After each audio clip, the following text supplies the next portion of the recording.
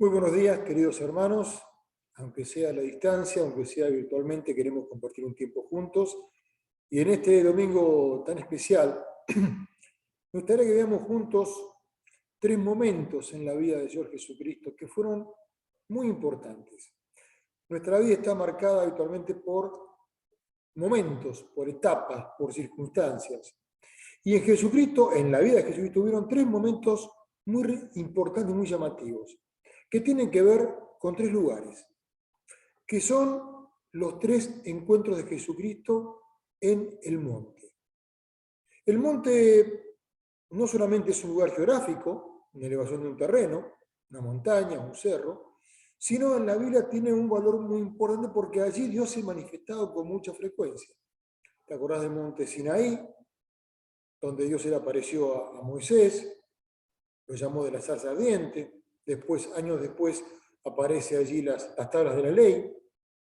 El monte Carmelo, donde Elías hizo su gran desafío a los profetas de Baal. Y allí vamos a ver muchas circunstancias en los montes importantes.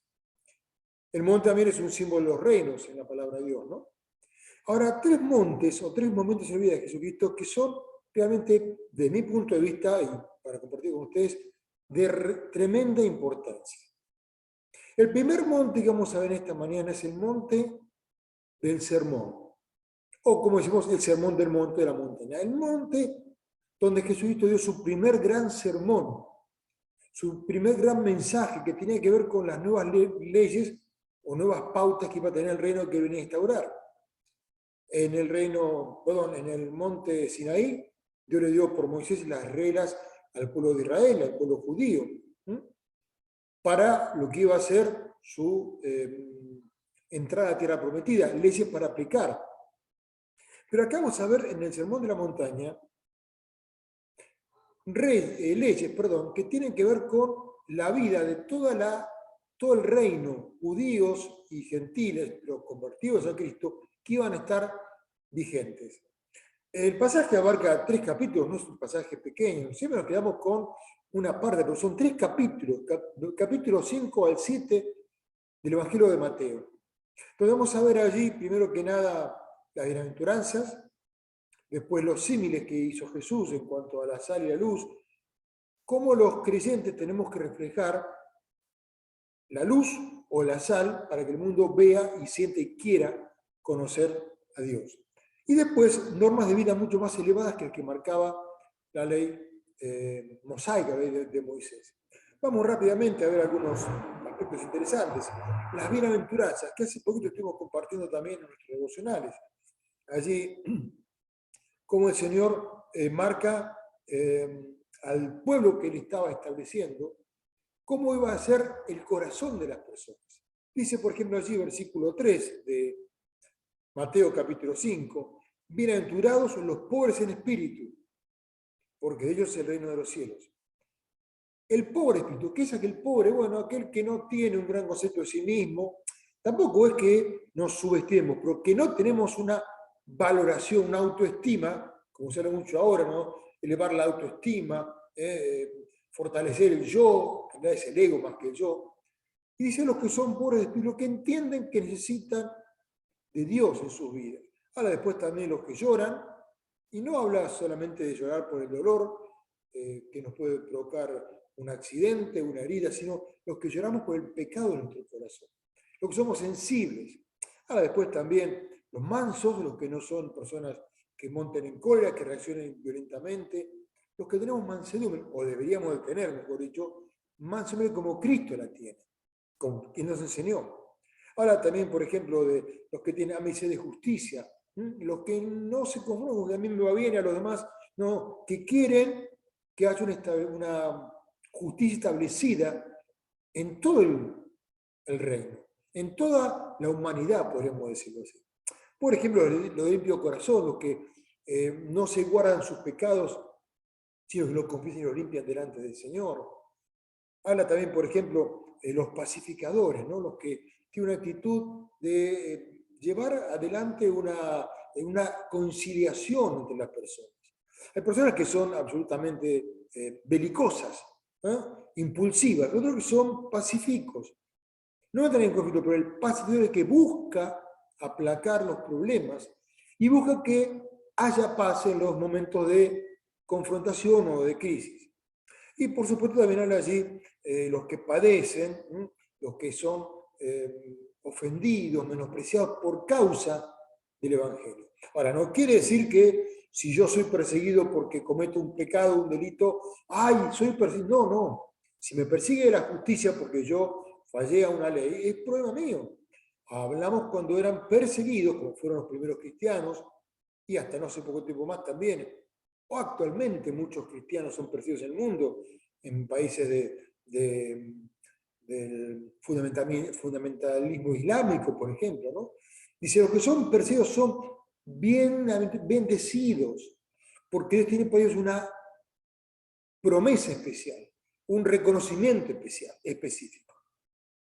Ahora después dijimos de dos ilustraciones, ¿no? La sal, la luz, cómo tenemos que reflejar al mundo, en el mundo, la proximidad de Cristo. También, por supuesto, tiene que ver con las normas elevadas de vida, ¿no?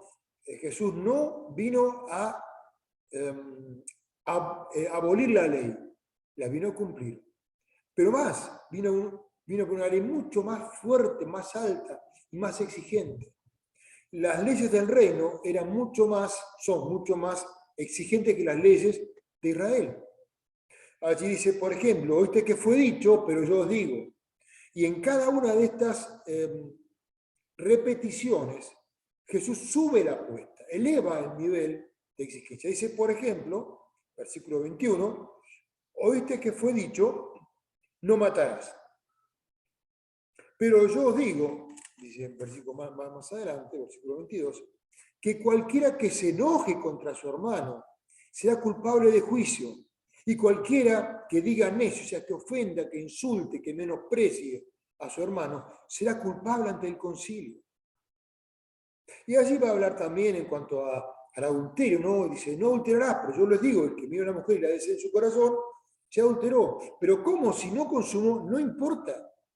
En su corazón ya está llevando adelante, aunque sea, decimos nosotros un término muy criollo, ratoneo, en su pensamiento, en su fabulación, se imagina lo que pasó con esa mujer. O la mujer del hombre, porque hoy en día también la mujer tiene sus fantasías eróticas con los hombres que no son su esposo.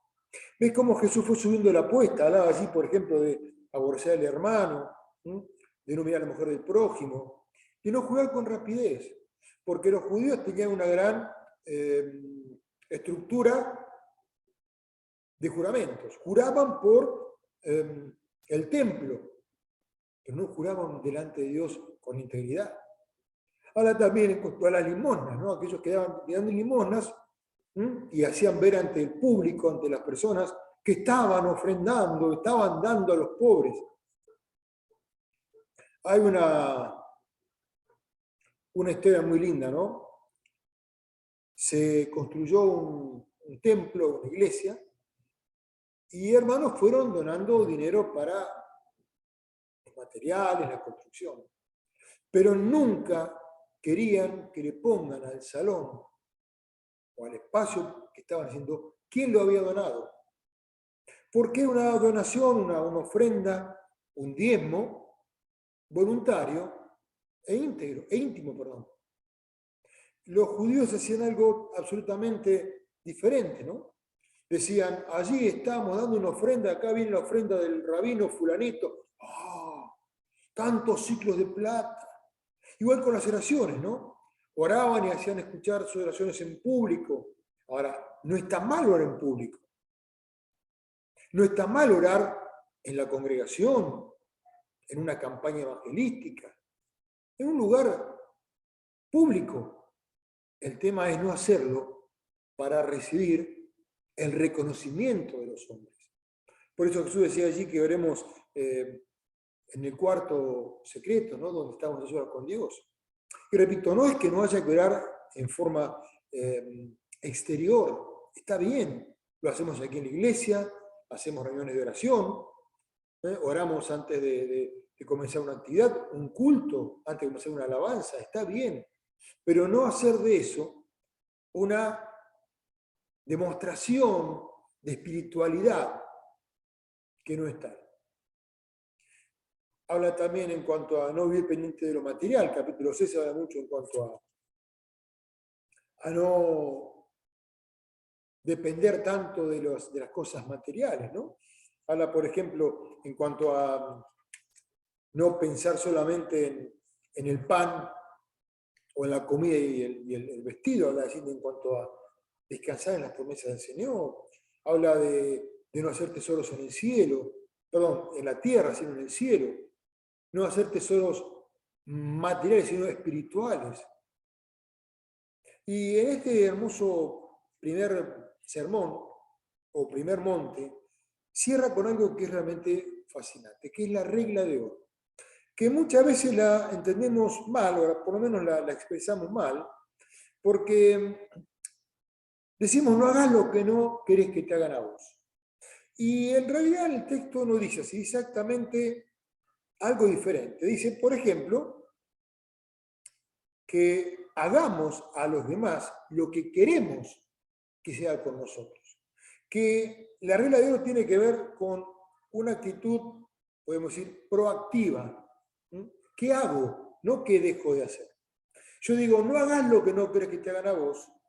Bueno, es algo, me limito. No, acá es algo proactivo. Me habla de hacer.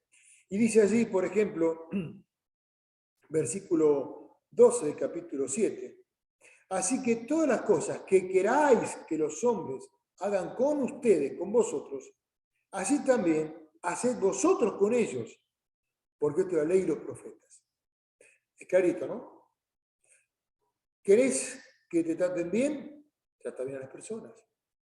¿Querés que sean agradecidos? Agradece cuando alguien hace algo por vos. ¿Querés que te reconozcan tu trabajo? Reconocer los que están trabajando. ¿Querés lo que quieras? Lo que entendés que es bueno para vos, empezá a hacerlo hacia los demás.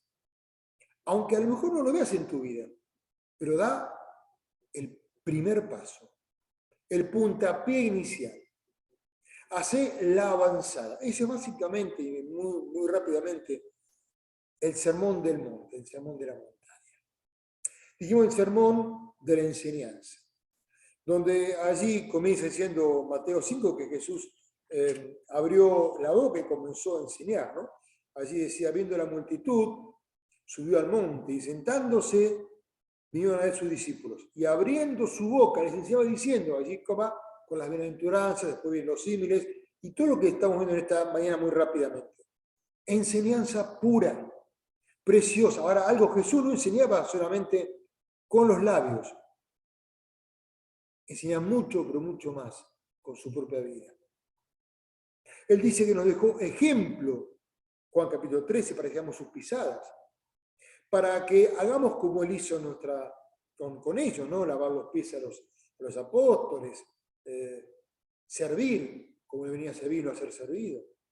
Fue un ejemplo en todo, y el ejemplo fue comenzando con la enseñanza del sermón de la montaña. Así que el primer sermón importantísimo en la vida de Jesucristo, el sermón donde dio su primer y gran y espectacular mensaje. Las leyes del reino. Pero dijimos que había tres montes, ¿no? ¿Te acordás cuál era? Primero, sermón, el monte del sermón, perdón, el monte de la enseñanza. El segundo, capítulo 17, acompáñenme un segundito, por favor, también de Mateo, capítulo 17, el sermón de la transfiguración. Qué tema tan interesante y qué palabra tan llamativa, la transfiguración. ¿Qué es transfigurar? Es cambiar una apariencia exterior. En realidad, en el caso de Jesucristo, es mostrar exteriormente cómo era en su interior. Dice el texto así que 6 días después, 17:1 de Mateo, tomó a Pedro, Jacobo y a Juan, su hermano, ¿no? Los hijos de Zebedeo, y los llevó aparte a un monte alto. No conocemos exactamente qué monte era. Uno quiere el monte Tabor, no importa, no vale el lugar, sino el hecho importante. Verso dice, se transfiguró delante de ellos. se transformó. Ahora no fue una transformación, bueno, ahora voy a sacarme lo que tengo, no, no. Fue mostrar cómo era su interior. Este es el monte también de la comunión. Así como está el monte de la enseñanza, es el monte de la comunión. ¿Por qué? Porque allí estaba Jesús con sus 3 discípulos más íntimos. Ahora, no era una persona que hacía favoritismos. Dios no hace excepción de personas. Todos somos iguales delante de Dios. Delante de la ley a veces sí, a veces no. Delante de Dios siempre. Dios fue capaz de marcar el pecado de Abraham y reconocer que había mentido. Está en la Biblia que él mintió 2 veces diciendo que Sara era su mujer y no, perdón, su hermana era su mujer. Dios muestra el pecado de Moisés cuando mató al egipcio, cuando golpeó 2 veces la roca. Muestra el pecado de David, que siendo un hombre conforme a la corazón de Dios, adulteró y mandó a la muerte al marido de su amante, a Urías. O sea, no estamos hablando de mostrar algo distinto, es mostrar cómo somos. Ahora, Dios es un Dios de comunión. Y esta comunión íntima de Jesús con Pedro, Juan y con Jacobo, su hermano, vemos muchas veces, estaba allí en la casa de Jairo cuando murió su hija que la resucitó. Lo vamos a ver acá y veremos después, pasaje que sigue en monte Getsemaní. Entonces, el monte de la transfiguración, Jesús, Pedro, Juan y Jacobo, Santiago, y 2 personajes importantísimos y muy destacados, que eran Moisés y Elías, que aparecen de la nada. Bueno, descienden del cielo, de alguna manera podemos pensarlo. Acordate, Elías ascendió vivo al cielo en un torbellino. Es junto con el que no conoció la muerte. Moisés sí conoció la muerte, así que de alguna manera Dios le permitió a ese cuerpo que estaba allí sepultado en el desierto aparecerse. Y estos 2 grandes profetas, porque eran profetas también, Moisés y Elías, representaban la ley de Dios y los profetas. ¿Te acordás que la Biblia tenía o tiene en el Antiguo Testamento 3 grupos importantes? La historia, o la ley, que va desde Génesis hasta Deuteronomio, los escritos, que abarcan todo lo que tiene que ver con la historia de Israel, desde Josué, Reyes, Samuel, Reyes, Crónicas, Jueces, Esdras, Nehemías, lo que es historia pura, y después las profecías. Bueno, Moisés representaba a la ley. Elías representaba a los profetas. Las 2 grandes bloques, en un sentido, de la Biblia hebrea. Y el tema de esta charla, de esta discusión, no lo dice acá, lo dice Lucas, capítulo 9, versículo 31, era su partida, la partida de Jesucristo en pocos días más. Esta fue una de las últimas manifestaciones más maravillosas de Jesús antes de llegar a Jerusalén para morir en una cruz. Y dice el tema así, que estaba hablando de su partida, preparándose para su partida, pensando en lo que iba a ser la cruz, la muerte, la sepultura y la resurrección. Allí, Mateo 7, una noche, está todo el pasaje, después pueden leerlo tranquilamente, hoy era un tema de tiempo, vamos a ver lo más relevante. Ahora allí estaba Jesús, el dador de la vida. Jesús es Dios hecho hombre. Dice Juan que en él estaba la vida, porque él era la vida, y la vida eterna, más aún. Moisés es el que no quería morir, el que quería entrar a la tierra prometida y no pudo porque su pecado, allí en golpear la roca 2 veces y desobedecer a Dios, le impidió entrar a la tierra prometida. Y Elías, el que quería morir, ¿te acordás que estaba allí diciendo, basta ya, quítame la vida, yo no me merezco más, me están persiguiendo, me quiero morir? Y le dijo, no, vos no te vas a morir cuando vos quieras, cuando yo diga y si yo quiero. Y Elías no murió. Qué hermoso, ¿no? El que dio la vida, el que quería morir, y el que no quiso morir, los 3 juntos.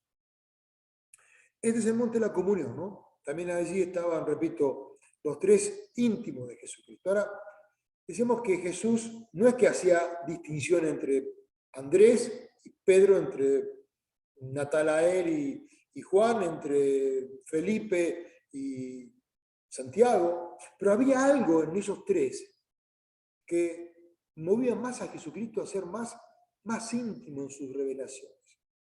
Te repito, acordate allí la resurrección de Tabita, la hija de Jairo, esa niña que había muerto de una enfermedad gravísima y que fue resucitada maravillosamente por Jesucristo.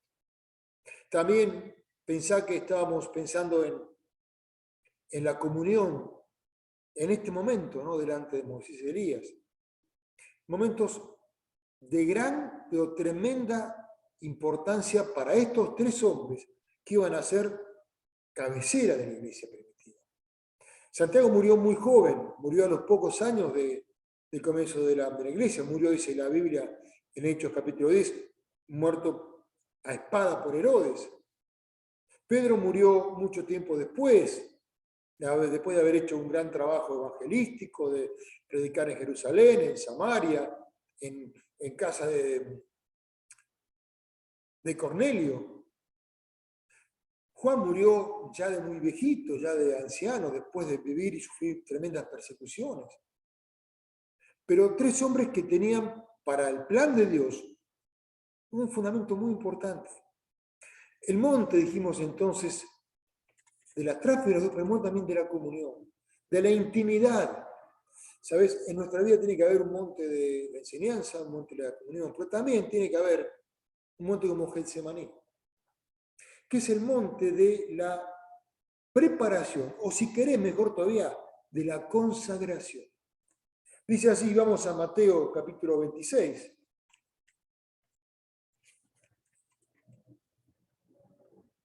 Del versículo 36 a 46, así al final, prácticamente. Vamos a ver cómo Jesús, después de haber anunciado su inminente muerte, de haber establecido como un recordatorio lo que llamamos la cena del Señor, que era ni más ni menos que repetir la cena de la Pascua, la Pascua judía, la Pascua hebrea, el Seder de Pesach, como le llaman los hebreos, pero no con un corderito y con un pan sin levadura, simplemente era representar el pan, que era el cuerpo de Cristo, y el vino, en este caso, simbolizando la sangre que iba a ser derramada. Pero después de todo esto que llegan a Getsemaní, ¿no? Dice allí el versículo 36, llegó Jesús con ellos a un lugar que se llama Getsemaní, que es decir, el monte del aceite, porque allí había, según cuenta la historia, prensas de aceite también, que se molían o se trituraban las olivas. Y dijo a sus discípulos, sentados aquí, en tanto yo voy y oro. Y otra vez, tomando a Pedro y a los hijos de Zebedeo, Juan y Jacobo, Santiago, comenzó a entristecerse y a angustiarse en gran manera. Entonces Jesús les dijo, mi alma está muy triste, hasta la muerte. Quedaos aquí y velad conmigo. Yendo un poco adelante, en verso 39, se postró sobre su rostro, orando y diciendo, Padre mío, si es posible, pase de mí esta copa, pero no sea como yo quiero, sino como tú. Acordate que Jesús dijo muchas veces que él venía a hacer la voluntad del Padre, no su propia voluntad. Lo que hacía no lo hacía porque a él se le ocurría, lo hacía porque el Padre lo había enviado a hacerlo. No predicaba lo que a él se le parecía venir, no, predicaba lo que el Espíritu le movía a decir, a anunciar y a predicar. No venía a buscar a los que a él le parecía, no, a los que Dios, el Padre, le había puesto o traía a su comunión, a su presencia, ¿no? El que a mí viene, dijo, lo trae mi Padre, no es cosa mía. Y así oró, dice, pasa de mí esta copa, pero no mi voluntad, sino tu voluntad, Padre. Vino los discípulos, oyó durmiendo, y dijo a Pedro, ¿no han podido velar conmigo una hora? ¿Saben qué, muchachos? Vienen tiempos muy, pero muy difíciles. Si no están despiertos una hora, una horita sola, velando y orando, van a estar en problemas. Velad y orad para que no entréis en tentación. El espíritu, la verdad, está dispuesto, pero la carne es débil. ¿Cuál espíritu? El espíritu del hombre, no el de Dios, el del hombre. Estamos preparándonos y queremos servir al Señor y queremos, pero cuidado, porque la carne es débil.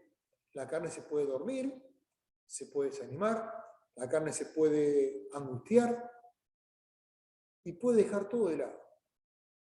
Ahora, dice después allí, fue otra vez y oró por segunda vez diciendo, Padre mío, si no puedo pasar de mí esta copa sin que yo la beba, hágase tu voluntad. Vino otra vez y lo siguió viendo, y otra vez más y fue, y termina diciendo, ya está.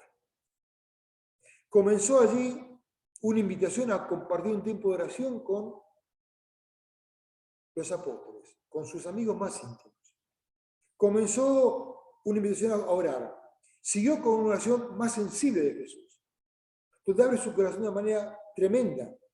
Un alma está entristecida. Dice, sí, mi alma está muy triste, hasta la muerte. Una voluntad entregada. Hágase tu voluntad, no la mía, Padre. Yo te lo pido, pero si no te parece bien lo que vos dispongas, está bien. Yo lo acepto, lo reconozco y lo hago propio, porque estoy dispuesto a hacer tu voluntad en mi vida. Y un espíritu también que estaba agonizante. Dice Lucas 22:44 que agonizaba, no en el sentido que estaba agoniendo, sino que su alma estaba tan triste que dice que de su frente caían gotas de sudor como de sangre. Dicen los médicos, y algún médico conocido acá lo puede certificar mejor que yo, que cuando hay una tremenda angustia o una tremenda tensión, los vasos capilares se pueden estallar y la sangre se mezcla con el sudor de las glándulas sudoríparas que tenemos en el cuerpo. Y es como que estamos llorando o estamos transpirando, entre comillas, gotas de sangre. Era lo que Jesús estaba viviendo. Una agonía, no como la de la cruz, que fue física, una agonía espiritual. ¿Por qué? ¿Qué es lo que preparó a Jesús en este momento tan especial? Estaba entendiendo que iba a estar separándose del Padre por un breve tiempo, unos poquitos días, unas pocas horas, pero después de toda una eternidad de comunión perfecta y preciosa. Velad y orad. Tengan cuidado, no flaqueen, porque va a haber tentaciones. No entren en tentación, no sean tentación, no se dejen llevar por la tentación. ¿Están dispuestos al Espíritu? Sí, claro que sí. Pedro dijo, yo estoy dispuesto a ir a la muerte por vos. Sacó la espada, le cortó la oreja mal, como eso un momento más adelante, pero lo mismo. Señor, aunque yo no, yo voy a la muerte con vos, Pedro, me vas a engañar 3 veces. Pedrito, Simón, Pedro, Cefas. ¿Qué pasaba en este momento en el corazón de Jesús? La agonía y la tristeza por la separación. Pero también es el monte de la consagración, de la preparación. Por 3 años y medio fue dando testimonio de su vida. Bueno, por 33 años de vida, pero más que nada de que fue presentado por Juan allí en el Jordán, el Bautista, hasta que murió en la cruz. 3 años y medio aproximadamente de enseñanza, de testimonio, de mostrar al mundo lo que él venía a traernos. ¿Y cómo culmina esto? Bueno, culmina con algo fabuloso, ¿no? Con una entrega, una voluntad entregada a la voluntad del Padre. Ahora, vimos 3 montes, ¿no? 3 circunstancias en nuestra vida espiritual. El primero monte de la enseñanza. ¿Estamos siendo enseñados por el Señor? ¿Estamos tomando un tiempo para estudiar la palabra, para leerla, para meditarla? No solamente para escuchar un devocional o para ver una predicación, para aprender y para degustar lo que dicen las Escrituras. Hay una expresión que es muy, muy, muy fuerte, ¿no? Meditar es como rumiar. ¿Viste cómo hacen las vacas? O los conejos también, que no, rumiantes.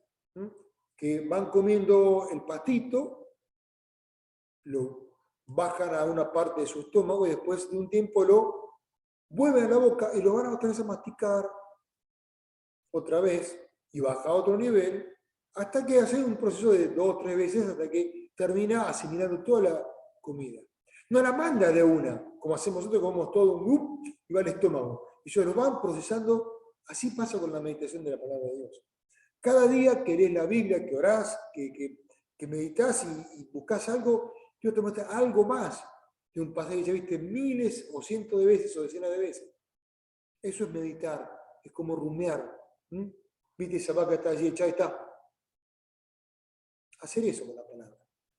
Le busco sacarle más juguito, más sentido, más alimento.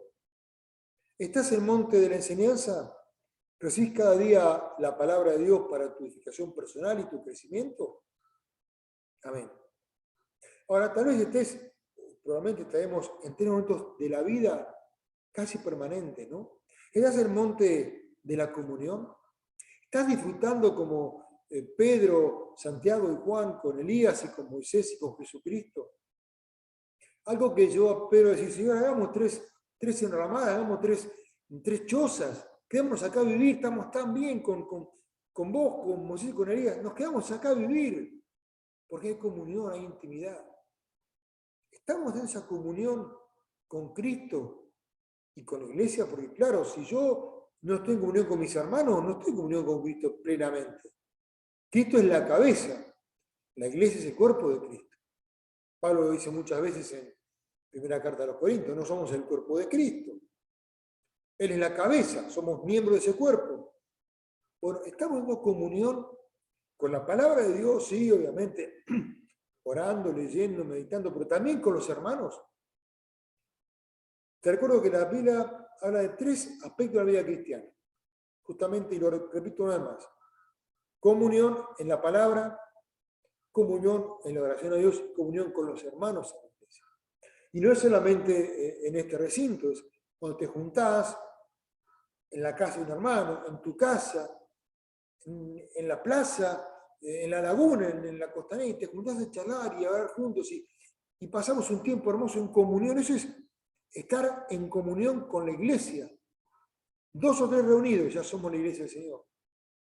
Estás en el monte de la preparación, de la consagración. ¿Estás dispuesto? Como Jesús decir, yo voy a la cruz y tengo que ir porque es lo que me estás pidiendo.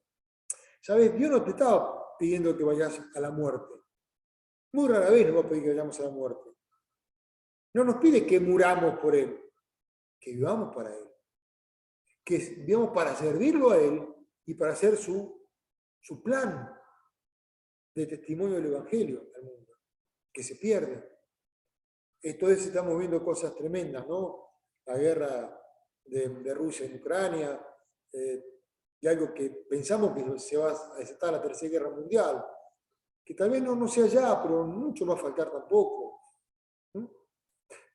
Estamos preparándonos y estamos trabajando con la mente puesta en eso.